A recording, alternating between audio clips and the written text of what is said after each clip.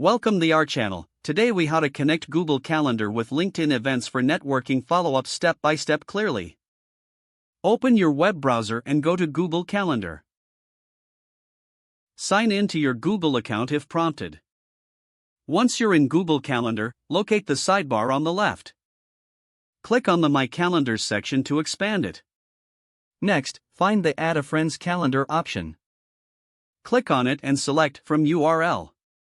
Now, open a new tab and go to your LinkedIn profile. Navigate to the Events section on your LinkedIn page. Find the event you want to connect to Google Calendar. Click on the event to open its details. Look for the option to add it to your calendar. Copy the link provided for Google Calendar.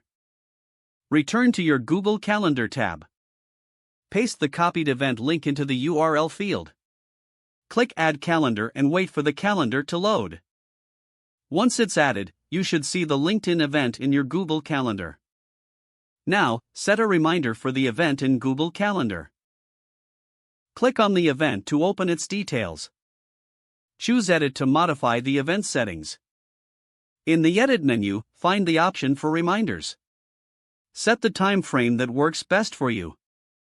Save the changes after adjusting the reminder settings.